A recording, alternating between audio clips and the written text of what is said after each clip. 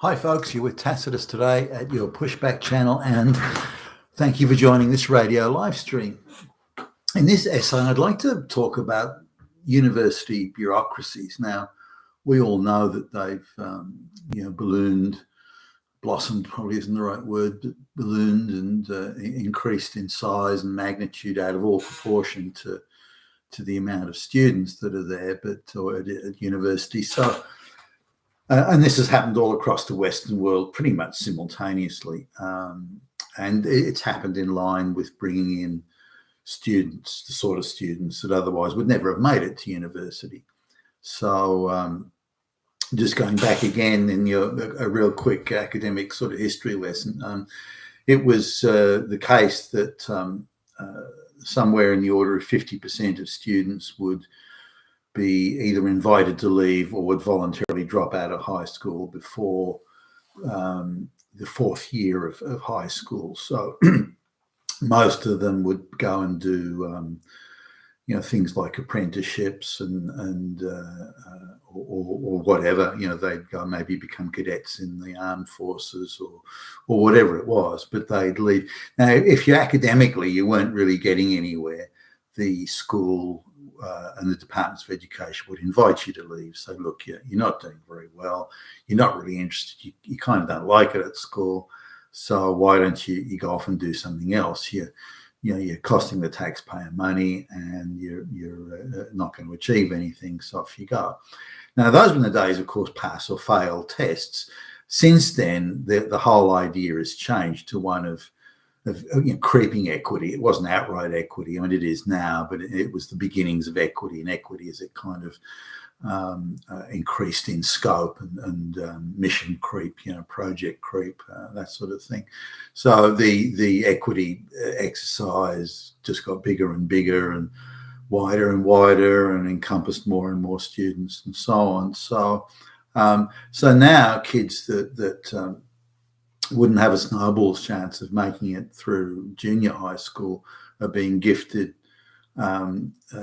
junior high school diplomas, gifted senior high school diplomas, gifted graduation grades, and they're going to university when in reality they've got an IQ of 80, but it's viewed as part of the equity exercise that's all across the Western world, which is really code speak for destroying merit and destroying particularly straight white males that have hitherto relied, quite heavily on merit to go about their lives, earn their higher income, support families, and so on. So there's a different mix of students in university now, and you'd be forgiven if you look at the adverts, certainly here in Australia and Britain as well, from the ones I've seen.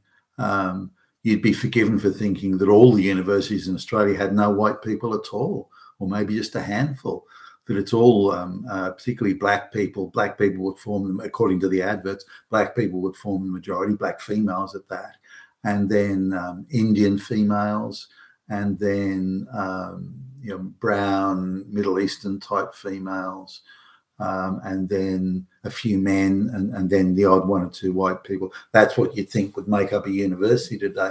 And some of the adverts, one is I don't know, it looks like somebody from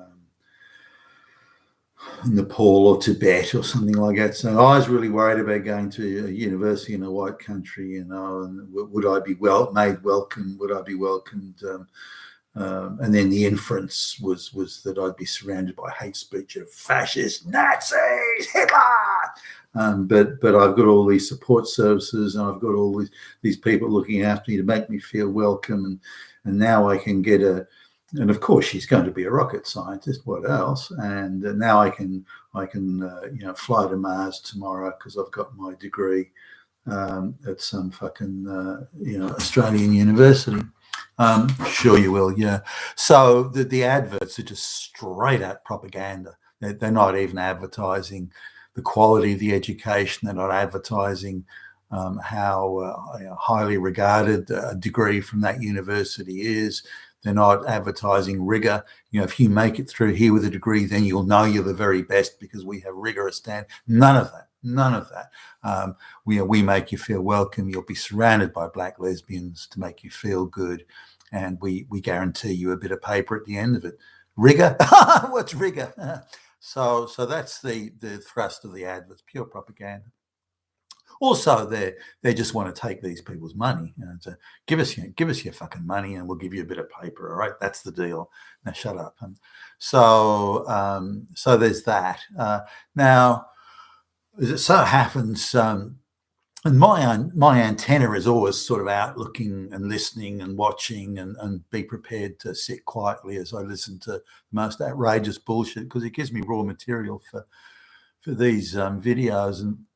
And I get out and about a bit. So anyway, a lady that, my wife knows it much better than I do, but a lady who's like a human resource planner, I suppose you'd call her, and she's someone who's involved in things like the quotas and the affirmative action quotas and this sort of thing. And I mean, she's definitely a leftist activist and sympathetic to this thing, but she treats it as just a strictly a numbers game. If you say to her, look, get rid of half the white people and replace them with black lesbians, draw up a plan for me on which departments are going to need it. Now, she'd do it. So she's quite sort of, if I can use the term, academic about it. But anyway, just talking to her, she's got a job covering, I think, for someone who's on leave or maternity leave or something or other at one of the universities. And so she's got a sort of a short-term gig. It just so happens that the project that landed in her lap was doing this human resource planning for student support groups. And she mentioned this in passing, and bang, my antenna went up. And so I as gently as I could, engaged her in conversation. I didn't want to scare her by thinking that I really want to know. Oh, tell me. I didn't want to do that, so I had to take it softly and gently. And again, she was talking about it quite academically. She was neither proclaiming it as some sort of good or a bad or anything. She was quite sort of neutral about it, really, but was talking about it nonetheless. And what it is, that every racial group in the university is over 100, so she says. I don't doubt it, by the way. There's over 100 racial, and every one of these racial groups must have, in the university administration, their own support group. And the support group has to be fairly broad, because it has to be gay, lesbian, trans representative, language translators, lawyers, because you want to sue the crap out of someone who may be racist to you, or at least threaten them so you can shake them down for some money. So quite a well now, and they've got to have officers. There's like a student liaison that liaises with the NGOs, and so on. Now, probably one of the best resourced, the resourcing of the departments, as far as I can tell, is in direct proportion to the quality of students. So the higher the quality of students, the brighter they are, the better their command of English. The harder working they are, the more they're prepared to knuckle down and study and that sort of thing. Then the smaller the department was, the support department. The weaker the students were, like if none of the students are really qualified to be there, and there are definitely cases of that or instances of that, then the bigger the support department had to be. So the support department was in direct proportion to the quality of students. If the quality of students was piss poor, the department was fucking huge. If the quality of students was good, the department was small. White people actually don't get a department, or white males don't. Straight white males don't get it. Every other group has a support department in the administration. Only, I mean, if that's not racism, I don't know what the fuck is. But anyway, but it's all very, very leftist, Marxist, and it's all pitched at the totem pole of oppression. It's all straight white males and Nazis. They don't need it. But every other group does, because the whole of society is controlled by evil fucking Nazis. Hitler's everywhere. The fact that the entire educational establishment, the entire media establishment, and so on, is so anti-white male that it's not funny. But yet these people, I believe, running around, they're told, and they actually, some of them are so dumb they believe it, that Hitler is literally around every fucking corner, out to get them. and they all compete, making the most ridiculous tall stories about how they're victims of fascism. Oh. Now, just one I'll concentrate on, which is the Indigenous affairs, if you will, or the Indigenous support group. And I know, I got no problem with there being a support group, fine, but what they're doing is they're creating the necessity for these support groups.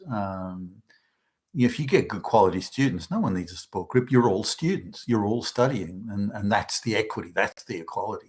The fact that you need, or that they see that you need these special support groups. Now, where the money comes from this, it's all taxpayer funded, and there are some interesting sort of NGO grants that come in that look very suspicious as far as I can tell.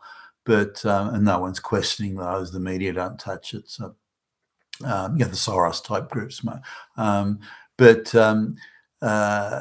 These, I'm looking at say, in Australia, there are some sort of remote islands, smallish islands that are part of the wider Australian archipelago, if you like, and so they're getting people who've had maybe 2 or 3 years of primary school in these islands, and even that being patchy. So they're effectively they're functionally illiterate.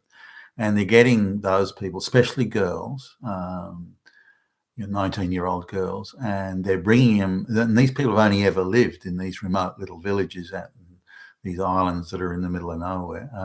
And they're getting these girls and bringing them to a big city, and getting them to go to university. Now, you'd say, well, why would you want to do that?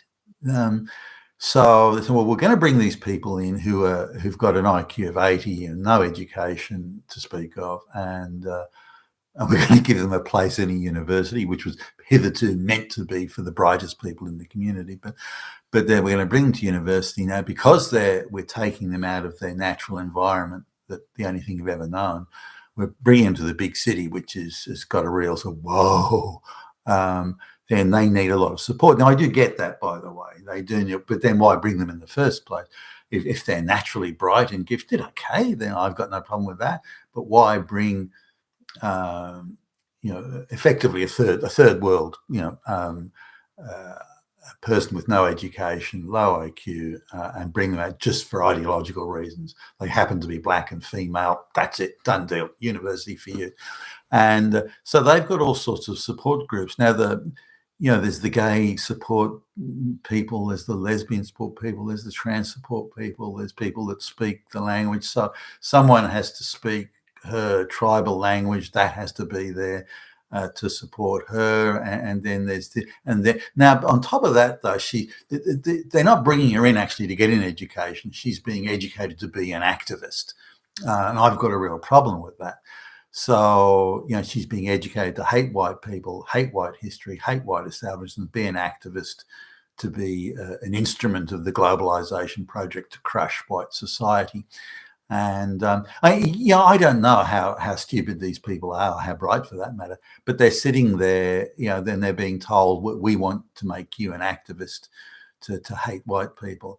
So, all right then, well, I'm sitting here in a white university paid by white tax dollars, surrounded by technology that's been developed by white people that I use every day and I rely on to get by. I'm everything I'm doing, eating, and everything is funded by white taxpayers. And you're telling me I have to hate these people? Like, you can imagine, do they even think that far? I don't think they do. They'd get the reverse of it. Yeah, those white people, they killed our people. They murdered our people. They came along and they did it. They Hitler, fascist, Nazis. We got to get back at them, make them pay, those fucking Nazis. That's the sort of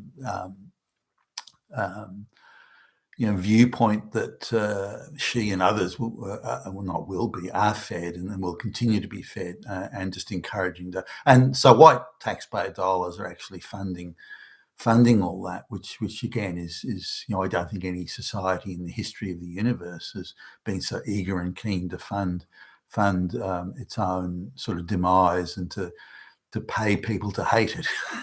something really perverse about that. But this is it. So when you look at university administrations and you look at why are they so huge? What do they all fucking do? Then that's it. That's one of the reasons why. And I would estimate at this university that there's at least 600 people that are involved in these support groups.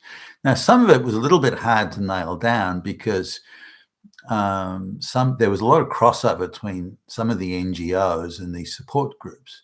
So, and if you're expecting to see any straight white males in these racial support groups, then forget it. So there seems to be some very close tie-in with some of the very politically active NGOs who are also donating money to the university. So it seems like it's a sort of a bit of a round robin between NGO activists, various NGOs, and then the university administration. In fact, in some instances, it looks almost seamless. The NGOs and the university racial support groups and so on, gay, lesbian support groups, they're almost interchangeable. And that seems to be very suspicious to me, and I think should be investigated. Nonetheless, that's the situation in the universities, and totally insane. You bet. You've been fantastic today, your Pushback channel. Thank you for listening.